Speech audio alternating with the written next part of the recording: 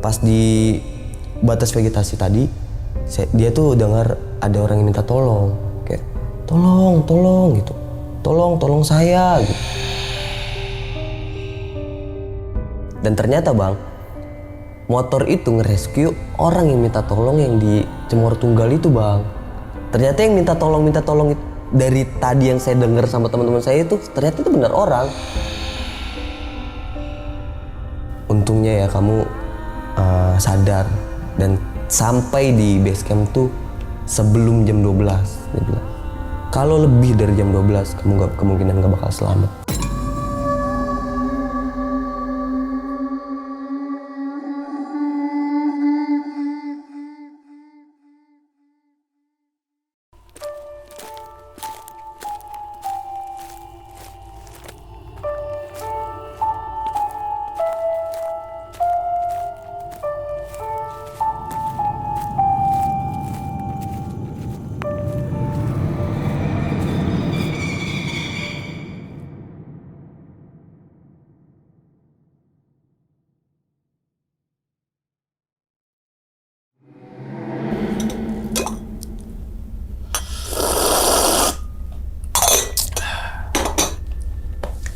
Assalamualaikum warahmatullahi wabarakatuh. Kembali lagi bersama gue Sumar Adi Wijaya atau biasa dipanggil Umang dalam segmen Ngopi Horor. Ya teman-teman semua, pada video kali ini nih atau pada kesempatan kali ini lagi gue tidak akan membawakan sebuah cerita dan namun menghadirkan narasumber yang tentunya mempunyai pengalaman mistis ataupun pengalaman yang horor nih.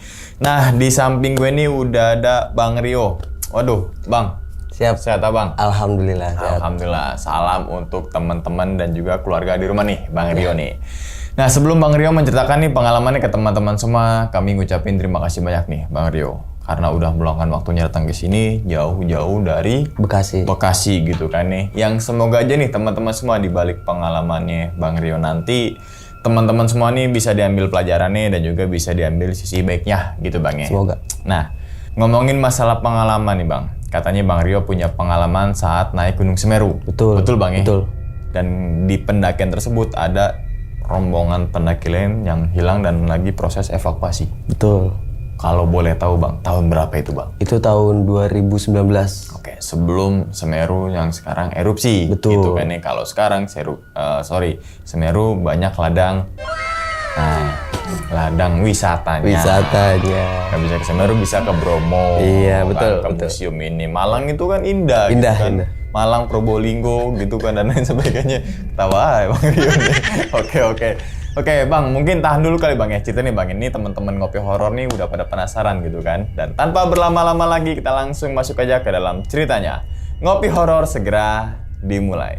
Diminum dulu Bang Rio, silakan. Oke, kopinya Bang. Kopinya Bang. Pendaki paling enak ngopi Bang. Ngopi, wajib. Ya, wajib itu. Udah siap Bang ya? Siap. Oke, langsung aja kita sikat.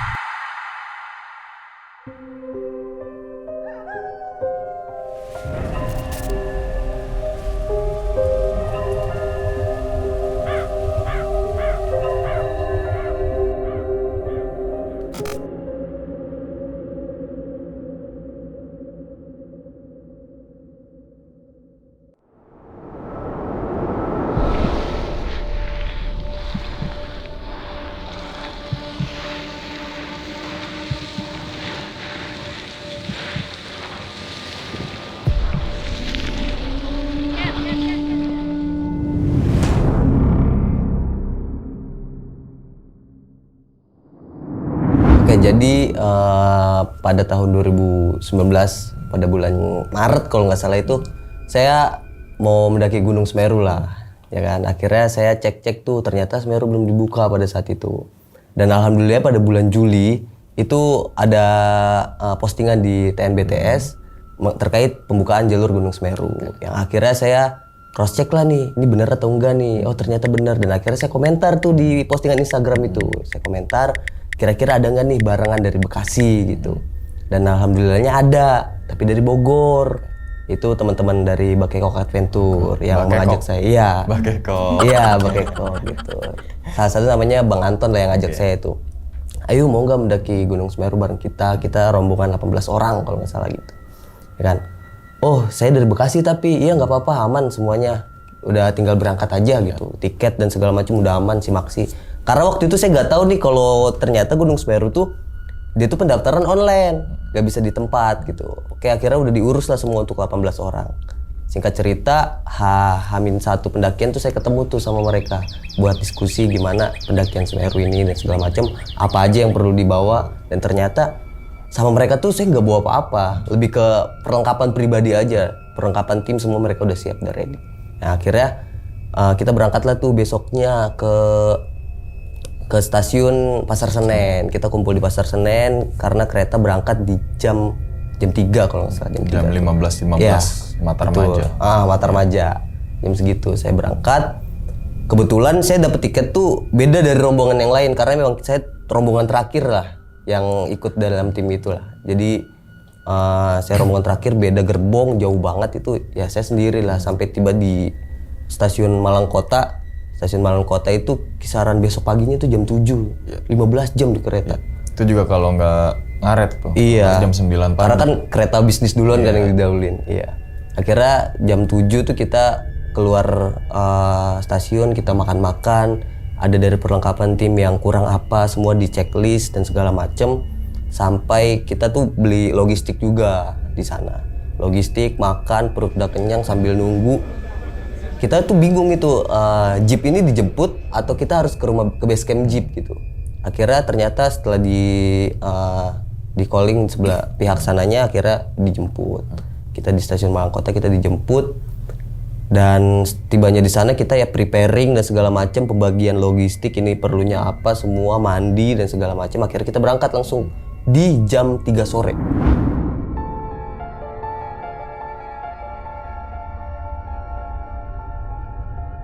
Kita dari rumah jeep tuh jam 3 sore sampai ke base camp Ranupani itu kisaran jam 5. Dan kebetulan kita nggak dapat untuk trek malam. Karena base camp waktu itu loketnya sudah tutup di jam 5 pas. Akhirnya karena waktu sudah kebuang, akhirnya kita ya udahlah di base camp aja gitu. Daripada harus balik ke rumah jeep. Di base camp kita stay di sana sehari, kita ya makan dan segala macam, ngobrol. Karena kebetulan kita baru pertama kali ketemu kan, teman-teman dari mana aja itu, dari Bogor sih rata-rata. Cerita-cerita akhirnya malamnya udah tuh di prepare. Dan di sini saya bingung, kok jaket saya nggak ada di tas gitu. Dan akhirnya saya telepon rumah jeep, ternyata jaket saya ketinggalan di sana. Yang akhirnya mau nggak mau karena jarak dari base camp Ranupani ke rumah jeep itu lumayan jauh, akhirnya saya beli di sana lah. Ya ada satu store gitu. Nah saya beli di sana. Kebetulan ukurannya pas lah. Dan nggak bisa nyewa itu. Akhirnya saya beli. Oke, semua tiketing udah macam, KTP diserahkan, dan itu saya kebetulan baru bikin KTP. Jadi masih kertas gitu bentuknya. Iya. Udah dari situ kita sarapan dan segala macam, preparing, mandi. Dan posisinya itu tuh pagi tuh dingin banget karena emang pas di briefing itu ngobrol sama warga lokal bahwasanya udah nggak hujan 2 bulan. Udah nggak hujan 2 bulan dan memang kondisinya saat ini ya musim dingin gitu. Pada saat itu bulan Juli setelah lebaran gitu, Habis itu kita semua di briefing ada salah satu ballroom gitu, kita di sana di briefing sama pihak base campnya bahwasanya ada gambar Gunung Semeru diperagakan. Kita boleh campnya di sini dan dijelaskan bahwasanya ada di Kalimati itu ada namanya sumber mani dan itu pusatnya air gitu, dimana nggak cuma kita aja yang ngambil air di sana, bahkan hewan-hewan liar pun minumnya dari sana gitu. Di briefing seperti itu dan diingatkan dengan tegas bahwasanya asuransi berlaku hanya untuk sampai di Kalimati. Mereka sih bilangnya sih boleh mendaki ke Mahameru, tapi ya itu di luar tanggung jawab dari TNBTS. Itu oke. Di briefing segala macam sudah selesai semua, asuransi juga sudah dibilangin dan segala macam. Oke, kita berangkat tuh.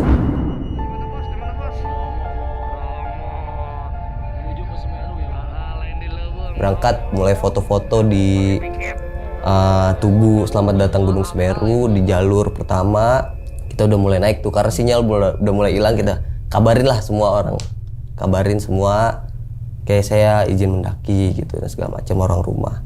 Oke, kita mulai mendaki nih. Sampai di pos 1 kita ngobrol-ngobrol, makan semangka. Paling momentum sih emang di Semeru tuh semangkanya itu. Iya, semangkanya. Walaupun agak mahal. Iya. Worth it lah. Iya, per potongnya itu 1.500 udah. Iya. Jadi lanjut lagi ke pos 2, masih kita ketawa-tawa dan segala macam. Wah, hahaha. Oke, lanjut. Dan saya setibanya di pos 4 itu kisaran jam 4. Dan memang jalurnya itu nggak jalur yang dulu. Jalur dulu kan cepet tuh ya, karena motong bukit dia. Kalau jalur yang saya waktu itu jalur baru, karena waktu itu habis pendakian Eger. Yang memang habis dikonservasi semua. Gara-gara pendakian Eger dibilang sama Basecamp tuh bahwasanya ekosistem di sepanjang jalur rusak. Gitu. Makanya tiba di pos 4 kita emang agak lama itu karena ya jalurnya tuh muter.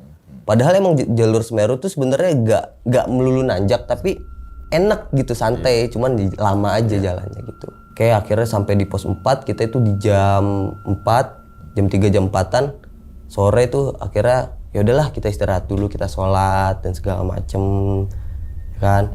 Dan ternyata di situ dibilang kita briefing lagi tuh, gimana nih, ada kendala nggak teman-teman? Enggak sih, alhamdulillah. Kita tuh mendaki ada berapa perempuan gitu, 5 kalau nggak salah, 5 atau 4. Ternyata di salah satunya itu ada yang menstruasi gitu. Oke, dikabarin. Itu tuh hal yang wajib tuh, karena biar semua tahu nih bahwasanya dia nih menstruasi dan perlu penjagaan yang ketat. Lanjut cerita, udah mulai tuh, memang kita dari awal udah pembagian tim, bahwasanya ada yang bawa logistik, ada yang bawa peralatan dan segala macam. Dan teman-teman tuh ada yang duluan memang, dan sampai di Ranukumbolo mereka tuh jam 5 cepet, karena memang udah harus pasang tenda biar rombongan terakhir sampai tuh kita udah tinggal istirahat. Dan kebetulan saya tuh di tengah bersama teman-teman saya itu Bang Anton dan Haji, Denny dan segala macam. Itu kita sampai di Ranukumbolo tuh kisaran maghrib, dan itu benar-benar excited banget sih, keindahan Semeru, lautan awannya sudah mulai kelihatan. Dan first impression saya sama Semeru tuh wah gila. Saya langsung buru-buru naruh carry, langsung mau minum air Ranukumbolo itu. Dan bener seger banget. Akhirnya setelah sampai kita bingung nih nyari teman-teman nih di mana ya, bilang gitu. Akhirnya ternyata ada yang satu stay di warung, emang sengaja nungguin kita. Biar kalau misalnya kita datang dia langsung nunjukin tenda tuh di sini. Oke, ketemu akhirnya tenda, kita masak-masak dan segala macam. Ini di hari pertama nih. Di hari pertama karena total durasi kita menanjak tuh kisaran 5 hari. Karena emang kita mau having fun gitu, benar-benar menikmati keindahan Semeru.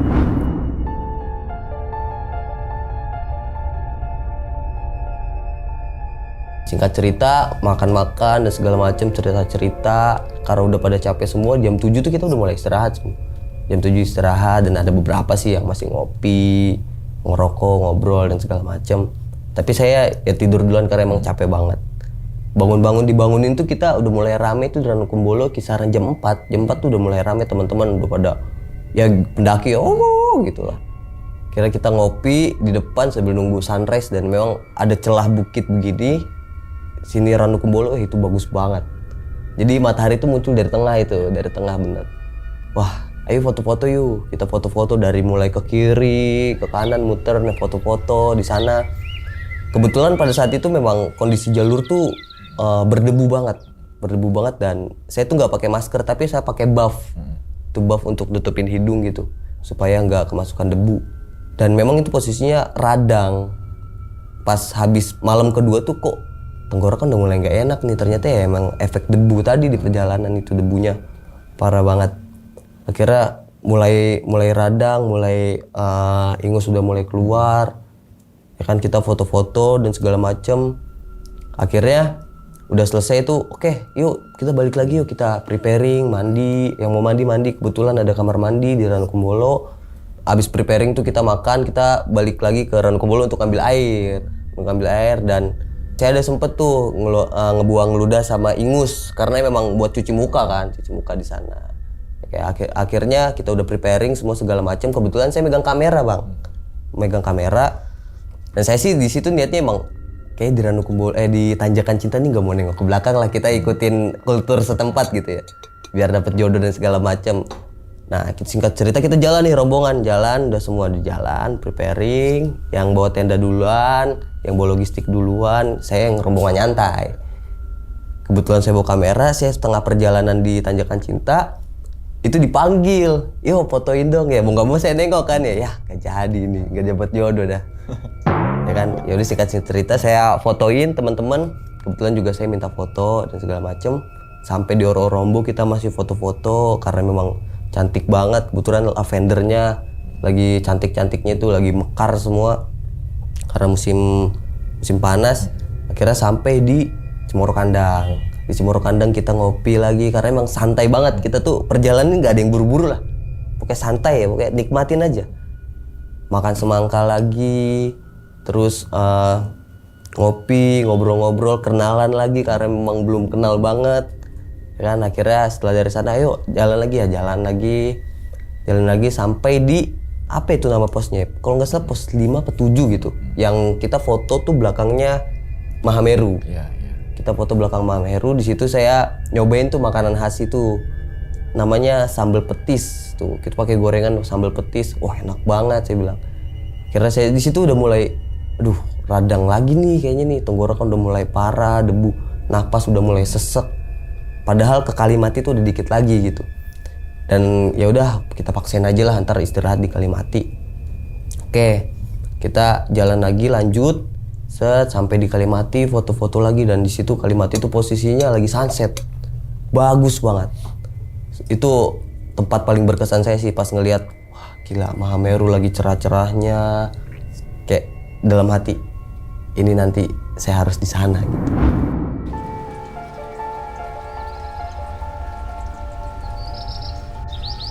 Oke, singkat cerita, ternyata tenda udah dibikin tuh sama teman-teman yang advance duluan, dia jalan duluan.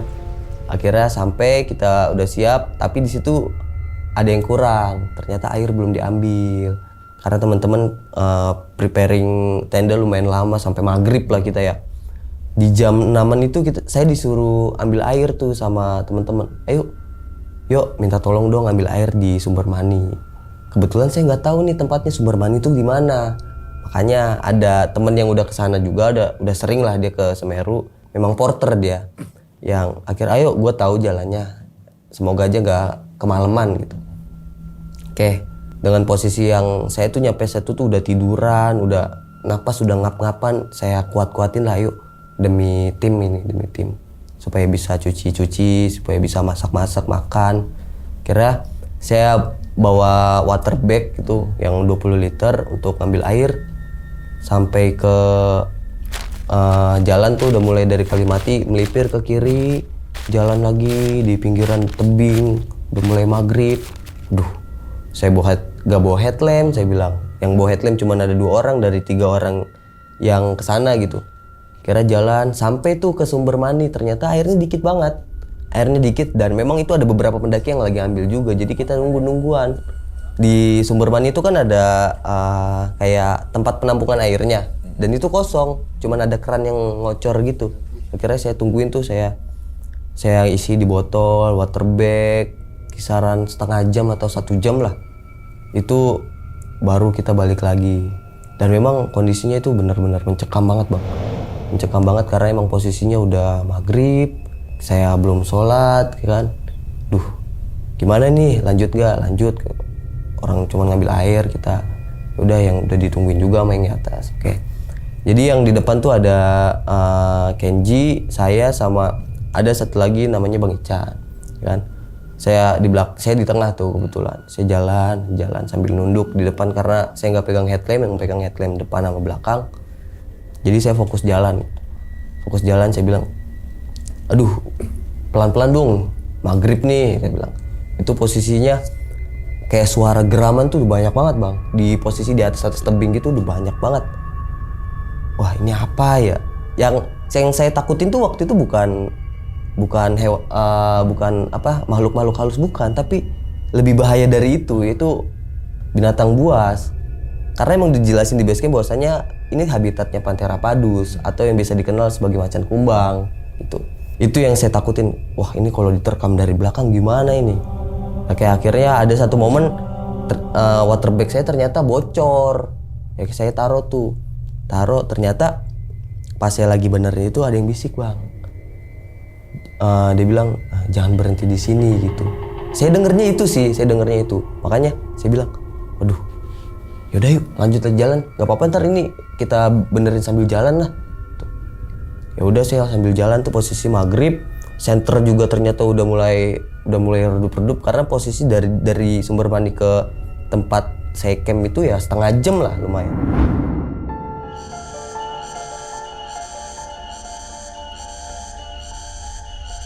Jalan lagi akhirnya sampai kita masak-masak, makan. Akhirnya tuh kita di briefing lagi, ngumpul sambil ngopi dijelasin. Ayo siapa yang mau ke Mahameru? Karena ya mulai dari titik ini kita ke Mahameru itu udah nggak ada jaminan asuransi, itu udah nggak ada jaminan asuransi dan mau gimana ini teman-teman? Akhirnya kita dikuatin lah, ayolah, sayang ini kita mahal-mahal kesini masa nggak ke Mahameru dengan kondisi fisik saya yang, duh ini kuat nggak ya? Posisinya udah napas udah sek-sek. Terus flu juga, radang. Saya udah bilang tuh, kayaknya saya enggak deh, kayak puncak lain kali gitu. Supaya saya ada bisa niatan buat kesini lagi, kayak puncak lain kali. Sampai akhirnya saya diajak ngobrol sama Bang Anton. Ayo, kapan ini? Momennya tuh sekarang, kapan lagi? Iya kalau Gunung Semeru masih dibuka, kalau enggak gimana? Dia bilang gitu. Oh ya udah, ayo Bang. Tapi temenin ya, soalnya kondisi gue lagi nggak fit. Oke, siap. Oke, akhirnya kita semua habis di briefing, tidur tuh Bang. Wajib tidur jam 7. Karena summit Semeru itu di jam 10 tuh udah harus summit, udah harus berangkat. Karena kalau lebih dari jam 10 itu ada kemungkinan kita nggak bakal sampai puncak. Karena memang ya total perjalanan ke Mahameru ya 9 jam, 10 jam lah. Akhirnya kita mulai berangkat dengan kondisi fisik saya yang udah nggak kuat. Badan sih ya, tenaga sih masih banyak, cuman batin itu udah kayak udah gitu. Sampai kondisinya tuh ya udah jalan nih, kita kebagi tim 16 orang jadi 88, ada sweeping, ada leader dan segala macam. Saya di posisi tim pertama kebetulan. Yang isinya lumayan orang-orang yang berpengalaman lah pada saat itu, yang saya tuh kurang berpengalaman, jadi saya ikut aja gitu. Dengan dibawa bekal air panas, kita masak air panas karena kondisinya itu dingin banget bener. Pas saya cek jam tuh kisaran 2 derajat.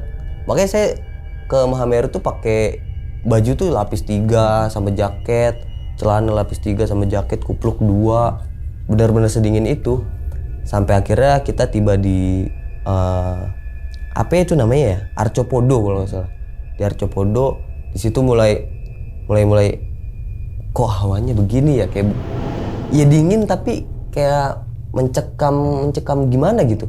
Sampai akhirnya saya megang hidung gini, set, ternyata kok berdarah. Ditanya tuh, itu kenapa? Enggak apa-apa, saya bilang. Karena saya nggak mau teman-teman tahu kalau kondisi fisik saya itu udah lagi nggak baik-baik aja. Ya udah, nggak apa-apa, lanjut gitu. Ternyata itu udah berdarah Bang, udah berdarah. Sampai mau ngomong aja udah susah gitu.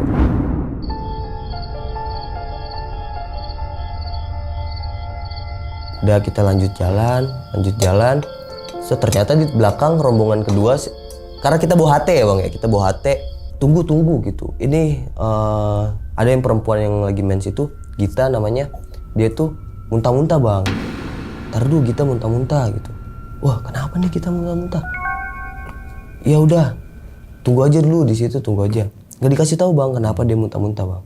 Dan kita nunggu tuh di batas vegetasi Cemoro Tunggal kalau salah, di batas vegetasi Cemoro Tunggal. Dan ternyata setelah di cross check dia ada ngebisikin satu ke perempuan juga namanya Teh Rita, bahwasannya si Gita ini ngelihat penampakan pocong Bang, pocong tinggi besar. Setelah kondisinya pada saat itu memang Mahameru sedang meletus Bang, ya meletus kecil-kecil gitulah. Dan situ ada pocong gede kata dia, matanya merah melotot ke dia. Dan dia nggak kuat, akhirnya karena lagi mens jadi dia melihat seperti itu bang, kayak muntah bang. Muntahnya tuh sampai benar-benar yang hampir perut kosong gitu. Oke, gimana kita kuat nggak buat naik lagi? Ya ini lagi dikuat-kuatin. Oke, kita tunggu ya, karena nggak boleh lama-lama ini nunggunya. Kalau lama-lama nunggunya nanti kedinginan teman-teman. Oke, akhirnya kita lanjut lagi. Gita juga ada di belakang. Oke, lanjut lagi kita rombongan. Itu naik 3 langkah, turun 2 langkah, naik 3 langkah, turun 2 langkah. Sampai akhirnya di pertengah perjalanan itu kisaran jam berapa ya? Jam 2 atau jam 3 pagi saya ketemu bang. Ada satu pasangan cowok cewek. Dia tuh ceweknya ini hampir hipotermia bang.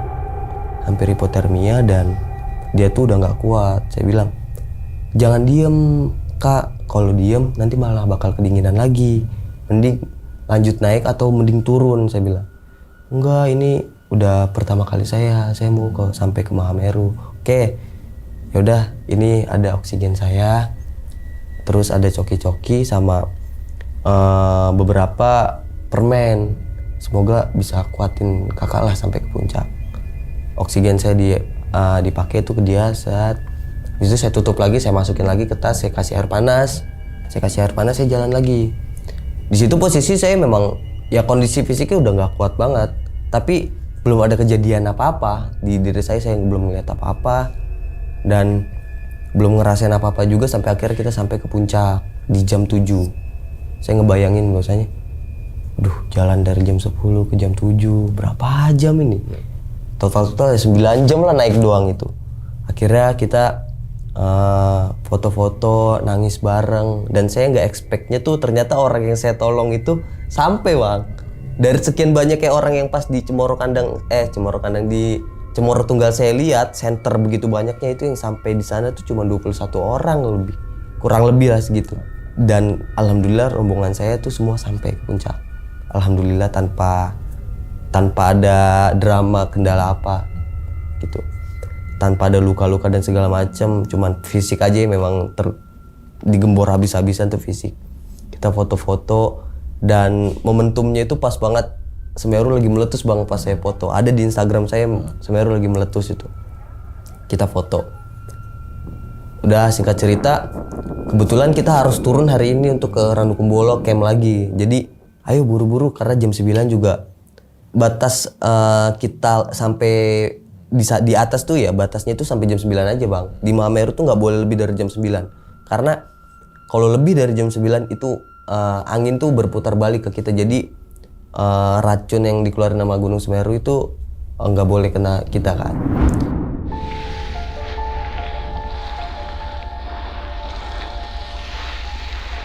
Ya udah akhirnya kita turun tuh.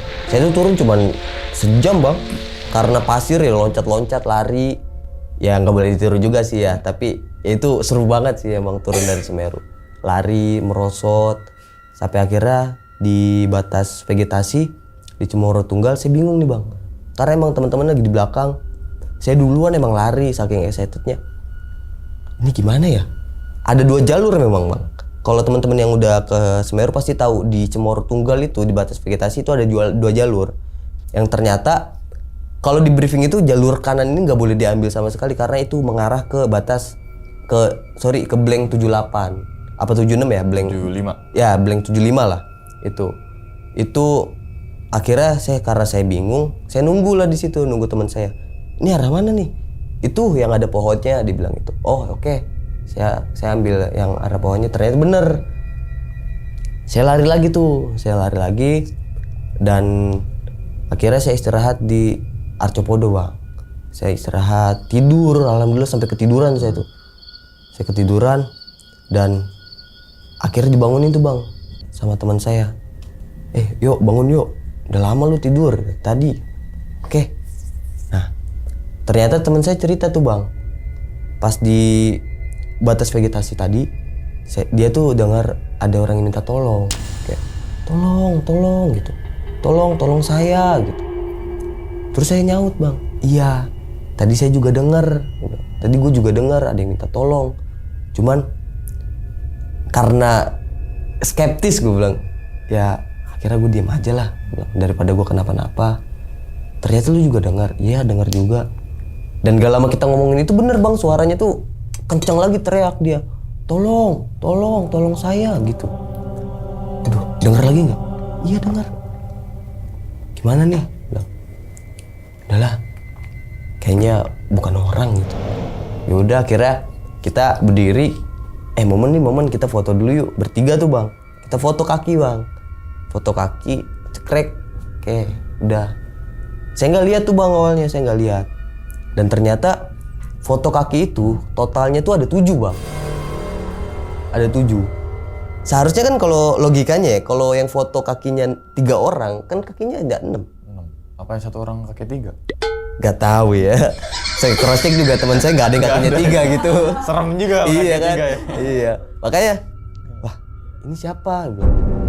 Di belakang teman saya itu ada di sela-selanya tuh ada kaki begini bang. Dan memang posisi itu nggak ada orang. Dari situ tuh udah mulai, apa ini? Apa? Dan setelah sampai di Kalimati bang, saya cerita lagi nih. Tadi pada dengar ada yang minta tolong nggak sih? Bilang gitu. Enggak. Saya bertiga langsung, tadi ada yang minta tolong di atas tuh. Enggak. Itu feeling aja kali gitu. Oke, ya udahlah, feeling kali ya.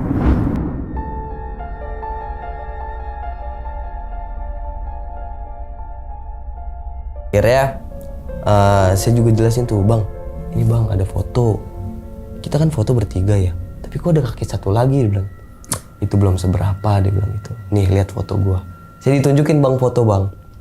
Jadi fotonya tuh dia foto di Cemoro Tunggal, di batas vegetasi itu kan kelihatan banget Mahameru tuh ya. Nah di itu tuh ada mahkota bang. Awan tuh gambar mahkota. Dia langsung bilang, ini foto paling keren yang pernah gue punya gitu. Ini mendeskripsikan bahwasanya ini tuh bener Mahameru yang dikatakan puncak para dewa karena ada mahkotanya, dia bilang gitu. Wah gila lu bang, dia bilang gitu ya. Sampai akhirnya gimana nih, kita turun nggak? Dia bilang ya makan dulu. Akhirnya makan, kita turun tuh bang. Dan salahnya kita bang, karena emang dari Mahameru tuh capek banget, kita tidur tuh semua bang habis makan. Sampai kita tuh baru beres-beres tuh jam 3 sore tuh kita baru beres-beres. Setelah itu udah mau maghrib nih. Kita udah selesai semua preparing, nggak ada yang ketinggalan, kita doa bang. Dan salahnya saya di situ saya bawa musik box lagi nyala, teman-teman lagi doa lagi nyala, saya kecilin aja karena ditegur lagi doa musiknya kenceng gitu. Ya saya kecilin, saya jalan tuh. Posisinya kita emang satu rombongan aja, nggak dibagi tim lagi, satu rombongan, cuman satu orang gitu. Sampai saya di posisi paling belakang kedua gitu. Karena saya juga takut ya, jadi ya udahlah. Ada namanya Ateng, saya bilang, "Teng di belakang, Teng." Dia bilang gitu. Ya, aman, dia bilang gitu. Oke. Jalan tuh, Bang. Jalan sampai di pos yang saya makan sambal petis itu. Saya tuh udah mulai ngerasa gak enak gitu, Bang, karena emang kayak ngerasa diawasin gitu. Sampai saya bilang ke Ateng, "Teng, tolong temenin saya gitu. Buat pipis gitu." Oke, yaudah, tapi jangan jauh-jauh. Oke, saya jalan, saya buka semak-semak dikit, saya pipis tuh. Di si Ateng tuh di belakang saya. Gak sengaja headlamp saya itu nyala, Bang. Dan headlamp saya itu nyorot ke depan yang ternyata mantulin, Bang. Mantulin 2 cahaya kuning. Dan kalau dideskripsiin itu gak kelihatan jelas, itu tuh kuning aja mata, kayak mata gitu. Dan saya inget, Bang, di base camp itu dijelasin kalau ada pantulan sinar yang cuma 2, itu tuh tandanya hewan, dia bilang gitu. Hewan, bukan kunang-kunang, tapi harimau atau pantera padus itu gitu. Wah, ternyata bener, Bang, kayak saya diawasi, bener-bener diawasi nih. Kira saya bilang, "Teng, ayo kita buru-buru balik ke rombongan." Balik ke rombongan, ayo udah jalan lagi, jalan buru-buru ya, agak buru-buru gitu. Oke, sampai saya jalan tuh, Bang, ya dari pos itu sampai ke Cemoro Kandang itu saya salip-salipan sama Ateng tuh karena takut kalau di belakang. Akhirnya sampai di Cemoro Kandang, kita udah benar-benar capek, istirahat tuh, Bang, akhirnya, Bang. Dan posisi di situ emang udah pada capek. Ternyata bang, si Gita ini ngelihat lagi bang, sosok hitam besar, matanya merah, ya kan? Dan saya nggak tahu itu pertama karena saya lagi ngobrol sama ada teman saya itu namanya Denny. Saya lagi ngobrol sama Denny. Posisi teman-teman ini di belakang, saya ngobrol di berdua. Saya ngobrol sama abang gitu. Ada pohon tumbang gede, saya ngobrol di situ dua. Gimana Ji? Saya manggil dia Haji kan. Gimana Ji? Enak ya mendaki Semeru? Capek nggak? Bilang gitu. Yo capek. Ya namanya mendaki gimana sih gitu ya. Oke, ngobrol selesai, saya dipanggil bang. Ternyata saya dipanggil sama si Denny itu, gitu. Yo, ayo, udah mau berangkat kita. Pas nengok, terus tadi yang ngobrol sama saya siapa gitu. Saya bilang langsung teriak, wah, lu dari mana Den? Dia bilang, itu dari depan. Tadi gua ngobrol sama lu, dia bilang gitu. Kagak lu. Ngigo kali. Enggak bener tadi gue ngobrol sama lu. Terus sama ada siapa ya, saya lupa namanya. Dia tuh bilang, iya tadi Rio ngobrol sendiri. Gitu bang. Waduh, udah nggak beres nih bang. Udah nggak beres.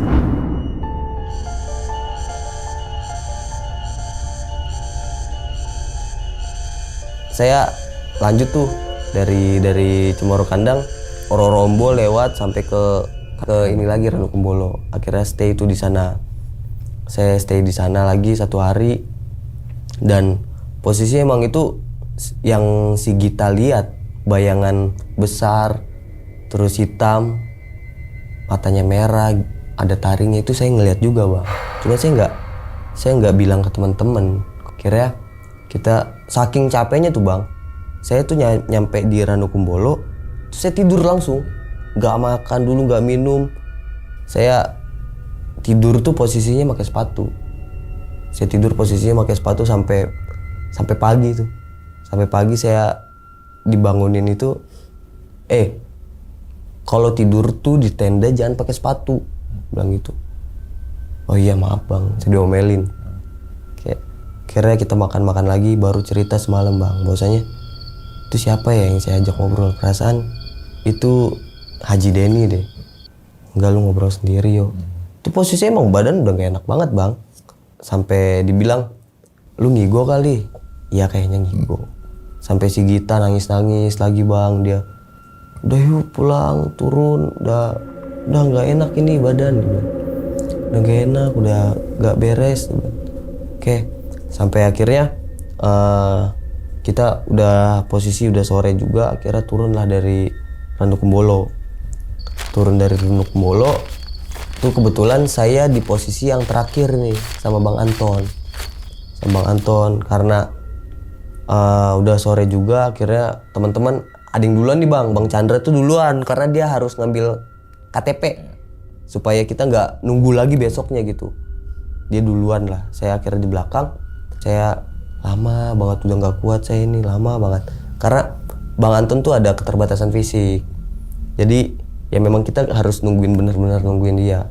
Sampai akhirnya di pos 3 itu udah hampir maghrib bang. Sampai dibilang sama si Haji tuh bahwasanya udah duluan aja, kalau nunggu Bang Anton kayaknya lama. Akhirnya saya bilang ke teman saya tuh, gimana nih duluan aja berdua? Ya ayo berdua. Oke, jalan tuh bang. Jalan sampai posisi di pos 2 atau pos 3 ya? Pos 2 lah. Itu jalan tuh kaki saya tuh kram bang. Akhirnya saya istirahat dulu. Udah maghrib tuh. Saya bilang ke dia, duh ini maghrib gimana ya? Udah yuk jalan aja. Gak, lu kaki lu begitu. Dia bilang, gak apa-apa ini dikuat-kuatin.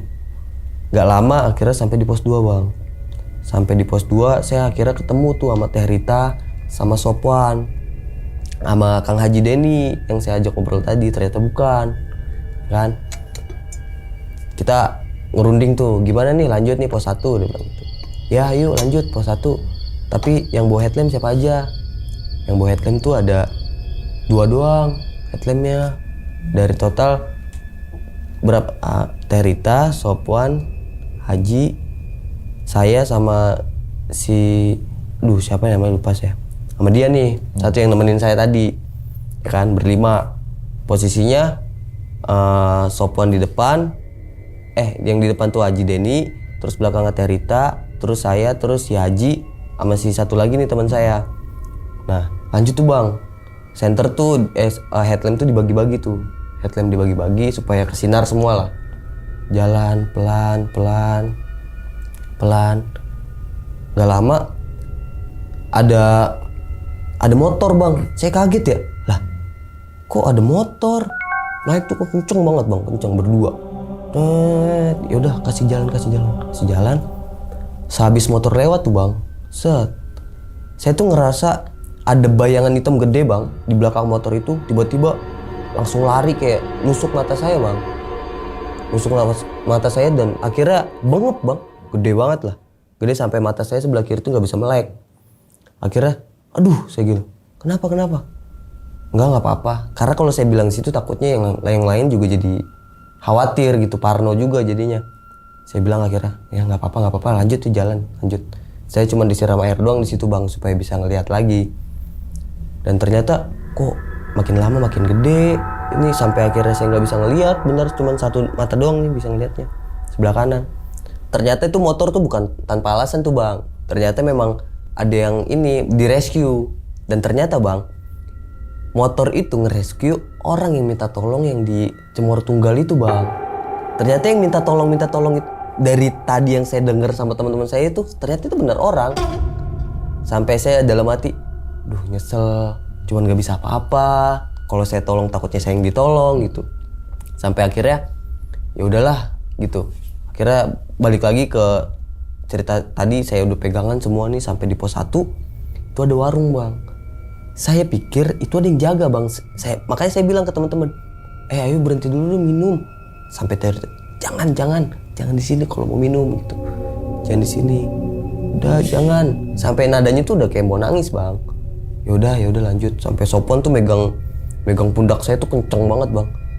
Sampai jalan, saya kepleset sambil jalan. Udah jalan terus, sampai akhirnya bang, pas di turunan terakhir tuh saya ngeliat ke belakang bang.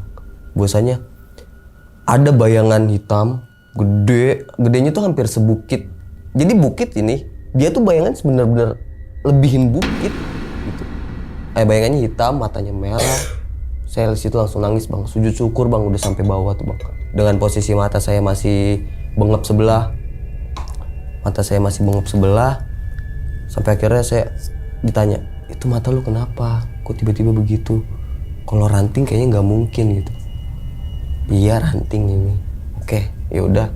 Akhirnya kita peluk-pelukan semua saking senengnya udah sampai bawah. Keluar dari zona yang mencekam itu.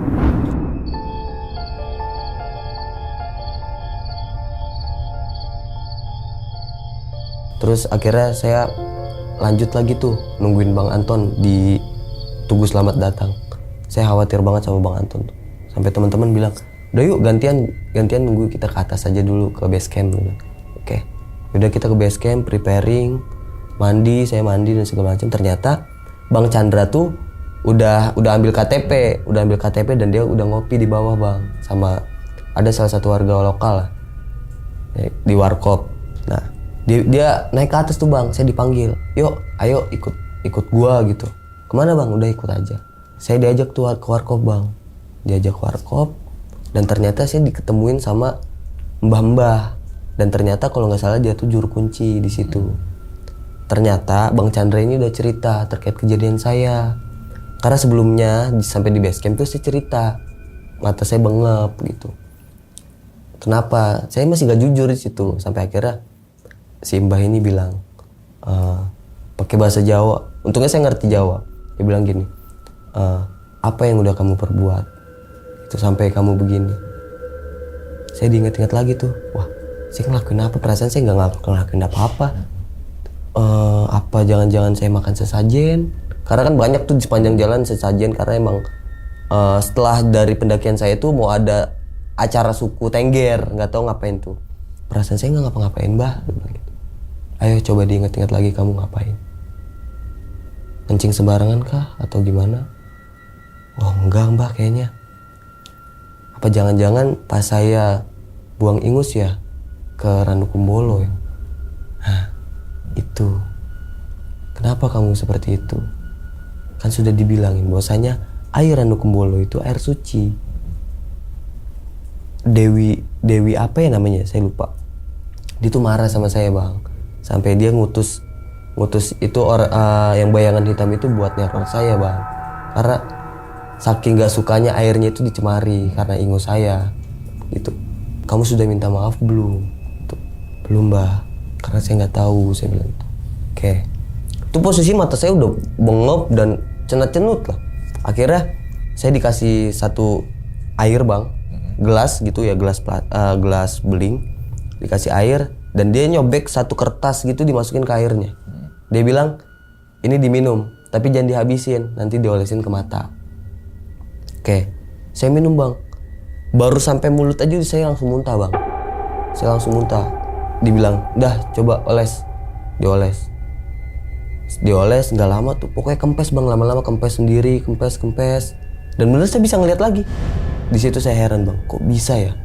Dan di luar pikiran saya, kok hal-hal seperti ini ternyata beneran ada gitu. Sampai akhirnya, kalau bisa digambarin bang, kejadiannya tuh sama kayak abang pernah nonton ini nggak? Kakak yang Desa Penari. Ya, yang dia disuruh minum kopi. Ya, itu bang, posisinya sama bang. Kata mbahnya, kalau saya minum air itu sampai habis dan tidak terasa apa-apa, itu ternyata jiwa saya sudah diambil bang, katanya. Tapi yang saya rasain itu adalah asin bang. Asin. Padahal air putih asin. Air laut kali. Gak mungkin sih, ya karena kan jauh ya kan? Malang tuh. Nah, asin banget bang. Saya curiga ini dikasih garam, saya bilang. Bah ini tadi dikasih garam? Enggak. Rasanya apa emang? Asin bang. Kalau nggak percaya coba teman kamu suruh minum. Temen Bang Chandra tuh minum, nyobain. Airnya biasa bang. Kayak air putih. Air ya? putih. Cuman kebetulan saya rasanya asin, bilang gitu. Nah, kalau yang minum Bang Chandra itu nggak kenapa-napa karena dia nggak ngelakuin apa-apa. Kalau saya yang ngerasa itu airnya enak, manis atau kayak air biasa, itu jiwa saya yang udah diambil bang. Bilang gitu.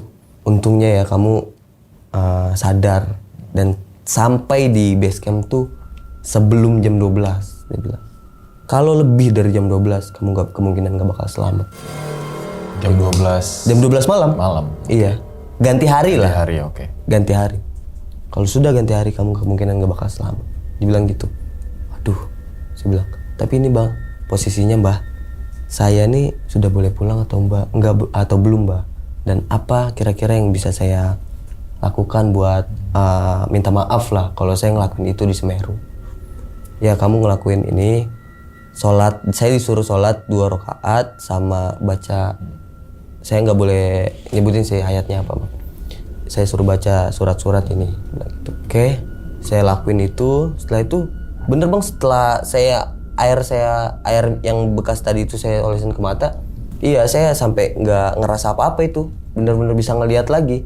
Sampai akhirnya saya ngobrol sama mbah itu, bah kira-kira saya sudah ngelakuin, saya udah ketemu lagi, saya udah sholat, misalnya saya udah sholat mbah, kira-kira saya sudah boleh pulang belum mbah? Ya sudah boleh pulang. Tapi mbah, kebetulan teman saya itu ada salah satu mbah, dia tuh foto Mahameru mbah, posisinya itu cerah dan awannya tuh gambar mahkota. Mbahnya langsung marah bang, enggak, itu harus dihapus, itu harus dihapus hari ini juga, kalau enggak kalian kenapa-napa gitu. Dan akhirnya semua kaget bang, semua kaget yang ada di situ, sampai mbahnya tuh benar-benar yang marah karena itu belum pernah ada kejadian kayak gitu bang, belum ada kejadian kayak gitu. Dan akhirnya ya udahlah dihapus aja. Dan untuk menghapusnya kita semua ngelihat bah, sama-sama wajib. Sampai mbahnya tuh ngeliatin itu bener dihapus apa enggak, di cross check lagi di galeri lain ada apa enggak, atau udah dikirim ke orang lain apa enggak. Dan ternyata udah enggak, udah clear tuh, netral. Sampai mbahnya bilang pesen gini, makanya dia bilang kalau di mana-mana itu harus mentaati aturan, nggak boleh sembarangan, karena di lain sisi memang ada, dia bilang gitu. Gak cuma kita kok yang hidup, makhluk lain juga hidup. Tapi bagaimana kita bisa beriringan sama yang lain, gitu. Oke Mbah, terima kasih, matur suwun udah mau bantu saya. Saya nggak bisa apa-apa selain bilang terima kasih dan minta maaf sama Mbah, dan kira-kira Mbah saya minta tolong untuk disampaikan permohonan maaf saya sama sekiranya Mbah bisa berkomunikasi sama mereka. Gitu. Sampai akhirnya saya bilang, oke, Mbah saya izin pamit. Dari situ saya pamit tuh Bang. Saya pamit, saya prepare lagi di base camp, makan. Sampai akhirnya kita hari itu selesai, dan kejadian-kejadian itu semua dikalkulasi nih Bang. Teman-teman apa aja. Dari mulai Teh Rita, ternyata pas yang kita jalan itu Bang, dia tuh sampai dibisikin lah, jangan berhenti di sini, jangan berhenti di sini. Sama apa yang saya bersikin, dia ngelihat pocong gede banget tuh di Semeru. Sampai si Gita ngelihat pocong, bener pocongnya tuh merah Bang, merah pocongnya. Yang dia lihat di Mahameru tuh merah pocongnya, merah bener-bener gede, hampir 3 meter dia bilang. Gue baru pertama kali ngelihat pocong, dia bilang gitu. Saya tuh nggak ngelihat yang lain Bang, kayak pocong di lantai saya nggak lihat, tapi saya ngelihat bayangan hitam besar, matanya merah. Sampai sesekali tuh dia ngeluarin taring Bang, taringnya tuh panjang gitu. Sampai yang pas gede bukit tuh dia cuma nunjukin matanya merah aja. Saya bilang dari diri saya sendiri, ini kayaknya gara-gara saya, gue bilang maaf ya semua, gara-gara saya jadi semuanya kena. Enggak kok, ini kesalahan kita semua. Kita jalan gak baca doa, atau ada yang lagi mens dan segala macam. Semua dikalkulasi dan cerita-cerita gitu Bang. Sampai yang ngelihat pocong lah, kuntilanak apa, semuanya ternyata bener-bener ngelihat semua Bang. Tapi mereka nggak ada yang cerita karena masih di kondisi Gunung Semeru gitu, masih di kisaran Gunung Semeru, masih mendaki posisinya kita. Sampai akhirnya kita ke Bromo, dan di situ sudah selesai perjalanan kita Bang.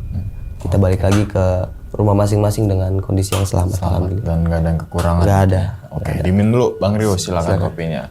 Nah, jadi itu ya teman-teman semua nih, pengalaman daripada Bang Rio saat naik Gunung Semeru Bang ya. Betul. Juga kalau ngomongin Gunung Semeru, mulut gue gatel. Gini, gatel gitu kan. Sebenarnya bukan salah gunungnya ya. Ya kan, betul, tapi oknumnya aja yang mensalahgunakan gunung tersebut gitu kan. Bahkan ada suku Tengger di situ bahwasanya mensakralkan Gunung Semeru ini. Betul. Tapi ada oknum mungkin dari luar sana memanfaatkan, mumpung Iya. Gue tanam aja nih Iya, betul. Gue nggak kena sama sih dong, ya kan, ya kan, iya gitu kan. Oke. Dong Bang, ya kan.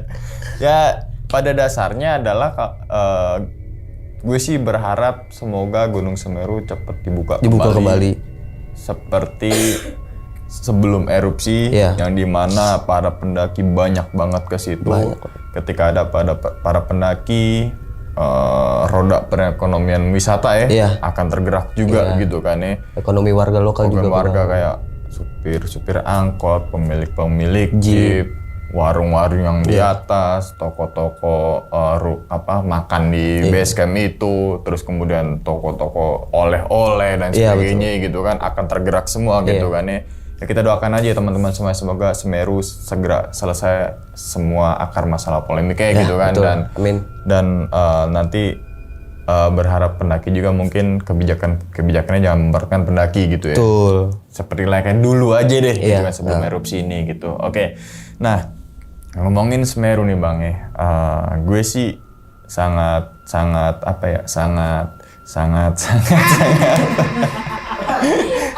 apresiasi gitu ya. Menjadi mungkin salah satu taman nasional yang terbaik saat ini. Betul. Sepakat. Yang dimana Gunung Semeru nggak bisa tuh pakai calo tuh. Nggak bisa. Lo mau pakai orang lo kenal base campnya kayak lo nggak bisa lo online. Tutup gitu kan. Nggak ada nego dan sebagainya. Terus kemudian seluruh pendaki di briefingin semua. Mau itu hari weekday, weekend, nggak cuma weekend doang. Wah, pendaki namanya briefingan. Briefing ya. Foto cetrek enggak. Iya kan? Iya. Tapi weekday, weekend mau 1 orang, 2 orang di briefing pakai layar proyektor, dikasih tahu ini nggak boleh, ini. Iya. Ya kan? Itu sih. Kalau kita ke bawah lagi banyak banget yang kita bisa ambil daripada pengelolaan Gunung Semeru ini ya, yang Iya, positifnya betul, banyak betul. banget gitu. Tuh gue salut banget sama teman channel Bromo Tengger Semeru tuh. Nah, ini kan ternyata ada di satu hari yang sama ada pendaki yang jatuh berarti ya? Iya, betul. Jatuh dia ke Blank 75. Blank 75. Iya. Oh, berarti di sisi kalau mau turun sebelah kanan. Sebelah kanan dari batas vegetasi. Dari tuh. batas vegetasi. Oke, nah. Abang dengernya itu kayak, kan pasti kita tahu ya. Ini orang deket, nih orang agak jauh. Iya. Kan dari suara intonasi itu kan. Terlebih lagi ya mungkin karena ada angin itu kan pasti suaranya akan terbawa gitu kan. Kira-kira Bang, dari pendengaran Abang, suara orang yang minta tolong deket apa jauh? Deket. Dekat. Pasti jelas banget. Jelas. Dibilang apa? Tolong saya. Tolong saya gitu. Nah, Itu berulang kali. berulang kali. Nah, berarti saat di mana Ceporo Tunggal, Cuma tunggal. kalau misalkan itu kan benar pendaki yang jatuh ya. Nah, tapi pertanyaan gue, ada gak dari temennya yang merasa kehilangan atau merasa minta pertolongan dan sebagainya? Atau mungkin temennya tuh udah turun duluan untuk manggil petugas base camp? Turun duluan kemungkinan. turun duluan. Kemungkinan besar. Untuk manggil itu ya petugas. Betul. Oke, dia cuma minta tolong. Nah, ketika pas nyampe di base camp, info-info itu ini gak tuh? Iya, langsung booming. Kalau nggak salah ya, mohon koreksi kalau salah. Kemungkinan besar si korban yang minta tolong itu meninggal dunia. Ya, sampai meninggal dunia. Karena setelah saya dengar minta tolong itu, pendaki lain yang turun dari Mahameru tuh nggak dengar lagi, Bang. Makanya saya di situ ngerasa nyesel banget. Kalau saya bisa nolong itu saya bakal tolong, dan kalau saya tahu itu orang, saya bakal tolong. Dan misalkan gue kalau di posisi lo ketika dengar kayak gitu ada minta tolong, gue juga nggak bisa turun. Iya, betul. Jadi nambah korban lagi. Nambah korban lagi, betul. Kalau di jalur pendakian kita tolong nggak apa-apa dah. Iya. Kalau itu kan butuh teknik, teknik dan nama peralatan juga kan. Betul. Tali dan sebagainya. Rescue-nya aja. Nah, kita asal turun kan, jebret, malah makin nambah 2 lagi gitu. Nambah 2. Lo sih, gitu kan. Iya kan? Iya, tapi kan kita ngasih pertolongan tuh nggak seharusnya kita harus turun nolong. Kita ngasih informasi ke pendakian, maksudnya tolong panggilin base camp juga itu ngasih pertolongan juga gitu kan ya. Nah, terus kemudian yang siapa yang menstruasi itu? Gita. Jos gitu. Biar nggak ngantuk nih, makin malam biasanya makin ngantuk gitu. Iya benar. Nah, Gita yang lagi menstruasi. Nah, gue pengen tahu POV-nya Gita selama pendakian itu. Kan ada nih beberapa pendaki yang terutama perempuan nih yang ketika menstruasi gangguannya banyak banget tuh, gitu kan ya. Nah, tapi Gita ini gimana? Iya, dia tuh posisinya emang lagi menstruasi dari awal udah dibilang bahwasanya dia lagi menstruasi gitu. Makanya dia perlu pengawalan yang ketat. Entah dia nanti buang air besar, buang air kecil selama di gunung gitu. Kebetulan kita juga ada perempuan ya, namanya Teikok, Uti, Gita sama Terita, berempat mereka. Nah, Gita tuh ngerasain tuh udah dari awal bahwasanya ya emang kayak lagi diawasin aja gitu, Bang. Cuma lagi kayak diawasin doang. Iya, sampai puncaknya tuh yang dia ngelihat. Puncak kejadian dia benar-benar udah saking gak kuatnya itu ngelihat pocong itu yang 3 meter di Mahameru. Nah, berarti pas di briefing itu dia udah menstruasi ya? Udah bilang. Nah, berarti kan dari sini yang gue tekenin lagi, tidak ada larangan pendaki perempuan yang nggak boleh naik gunung ketika menstruasi. Betul, nggak ada. Yang garis bawahnya gitu kan ya. Tapi kenapa kita harus menghindari ketika menstruasi? Yang tadi kan sering banget gue bilang nih, ketika perempuan mengeluarkan darah, ya kan? Iya. Di mana zat besi itu keluar, akan menimbulkan suatu metodologi. Akan lemah, Bang. Iya. Fisik ya, gitu kan. Makanya kan ketika gue kagak datang bulan pun gue harus bawa obat kram, ya kan, kram perut. Iya. Gue harus ini, yang tahu ya diri sendiri tuh, gitu kan nih. Itu sih. Yang lainnya gue nggak mau komentar banyak kalau masalah kegaib-gaibnya ya. Gue nggak mau, tapi gue lebih komentarnya ke arah kesehatan dan logika dulu deh gitu. Nah, terus kemudian Ini juga nih, yang disakralin di Gunung Semeru itu yaitu sumber mani. Sumber mani. Ya kan? Yang dimana ada di Kalimati. Kalau kita menghadap ke Mahameru, puncak Semeru ya agak jalan sebelah kanan dan agak pojok gitu kan, turun gitu kan ya. Nah, gue ada satu cerita yang dimana ketika di sumber mata air sumber mani di Kalimati itu ketemu sama namanya macan plontos.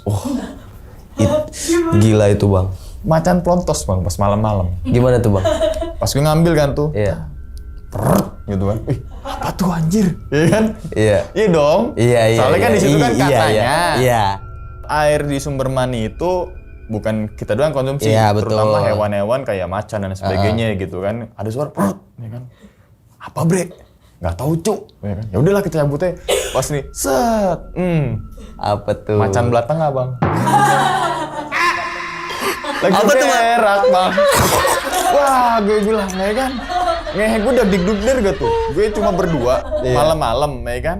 Karena biar pas summitnya gue nggak kasih tau lagi gitu kan. Iya benar. Taunya ada orang berak. Untungnya agak jauh tuh. Nggak terlalu dekat banget. Iya. Pas gue center tuh. Ya, gue bilang. Diam aja kan. Tapi emang sering di situ. Sering di situ. Sering. Maksudnya udah tahu nih sumber mani itu disakralkan. Disakralkan ya kan? betul. Lo kok bisa ada pikiran berak di situ? Iya. Gitu loh.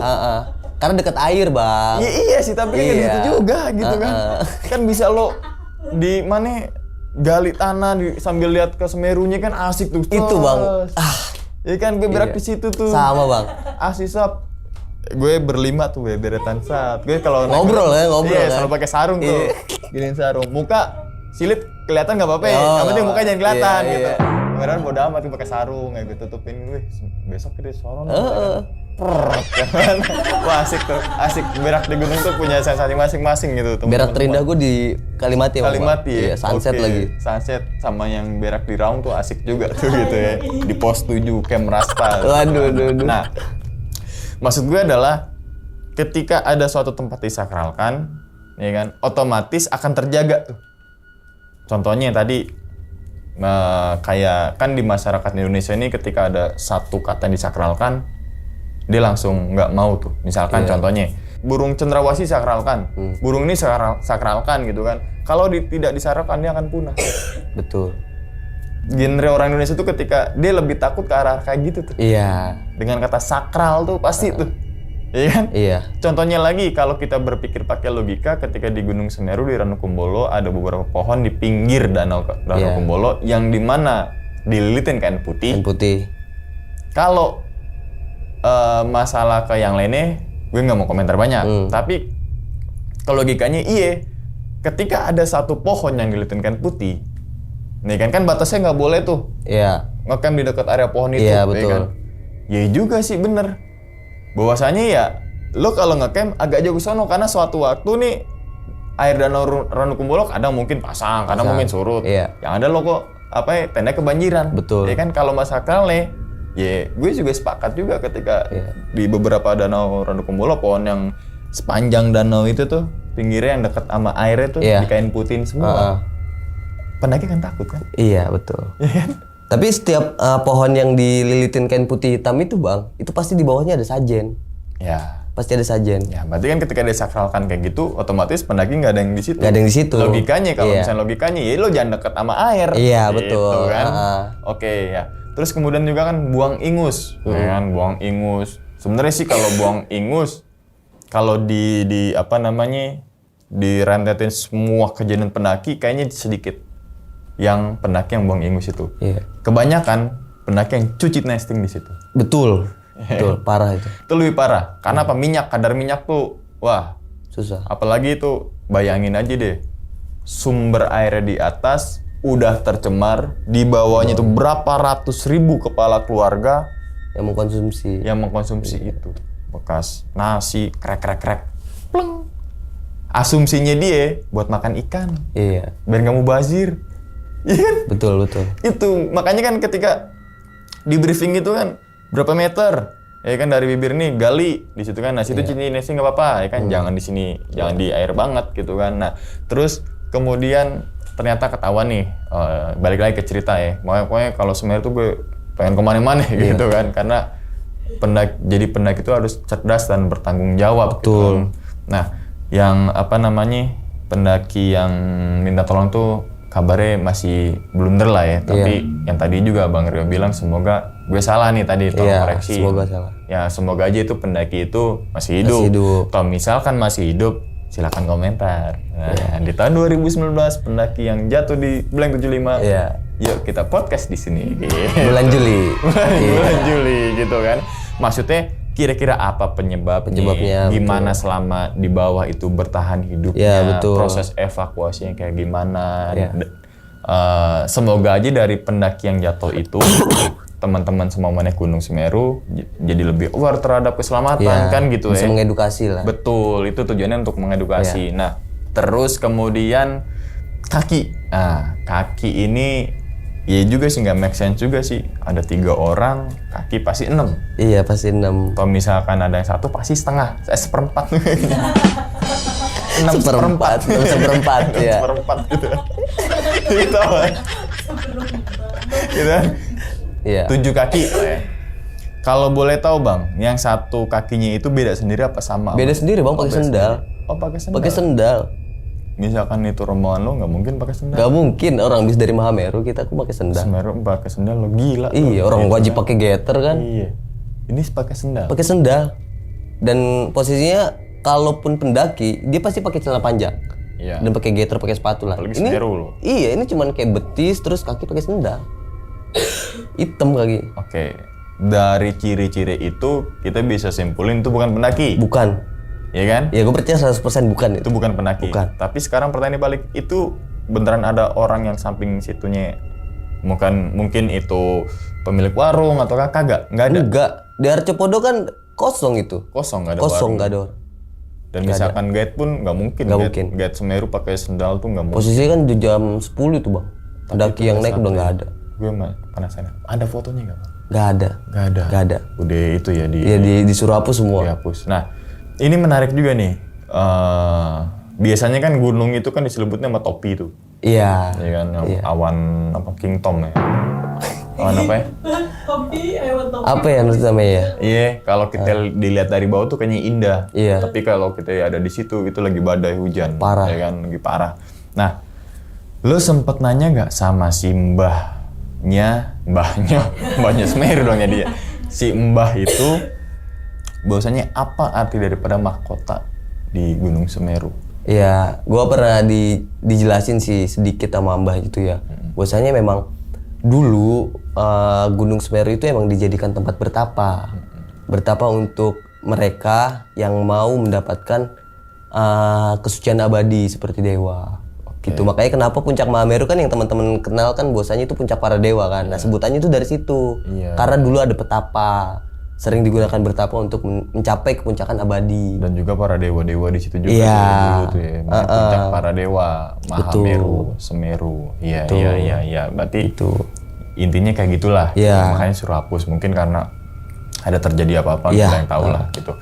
Nah, terus kemudian masalah awan lentikular atau awan topi. Gue keinget nama ini nih yang lo macan apa tadi? Panthera padus.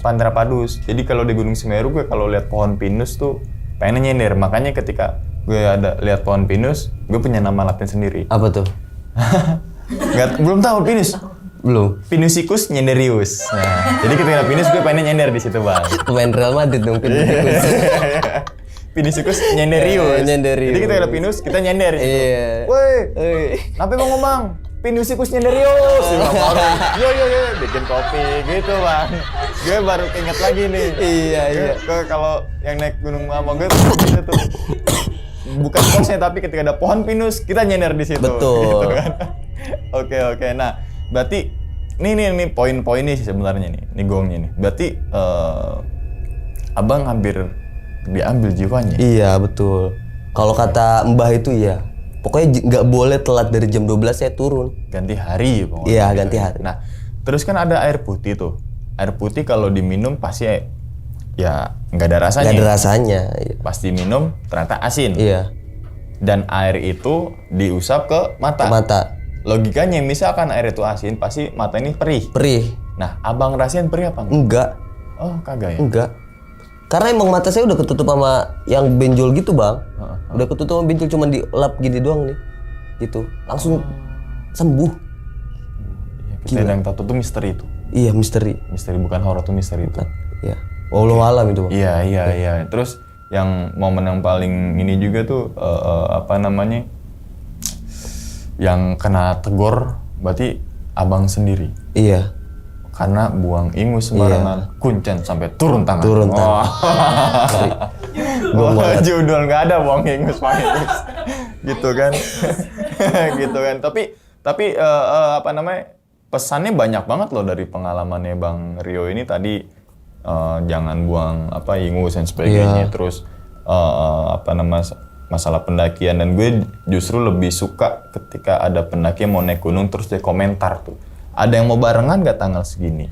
Iya kan? Iya. Gue lebih, oh berarti ini pengen, apa namanya, kan sekarang kan banyak bang yang sendirian. Yang berdua cukup lah udah jalan gitu kan. Gak mau nambah temen gitu kan, nambah temen nambah relasi gitu kan. Betul. Makanya ketika ada postingan, ketika Gunung Semeru dibuka, kan ada pasti komentar. Ada yang barengan, wih seneng tuh.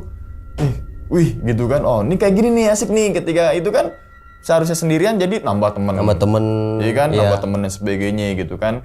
Ya itu sih ya teman-teman semua nih, kita doain aja nih semoga Gunung Semeru ini kembali pulih, ekosistemnya kembali pulih, warganya juga kembali pulih gitu kan, terus jalur pendakiannya dibuka, dan yang harus digarisbawahi semoga tidak ada kebijakan-kebijakan yang memberatkan pendaki yang mau berkunjung dan menikmati daripada keindahan Gunung Semeru gitu bang ya. Oke bang, sebelum ditutup bang videonya bang, kira-kira dari rentetan kejadian lo dari awal sampai akhir, punya pesan gak nih bang untuk teman-teman semua nih, supaya yang abang rasain jangan sampai teman-teman semua ngerasain juga gitu betul, kan?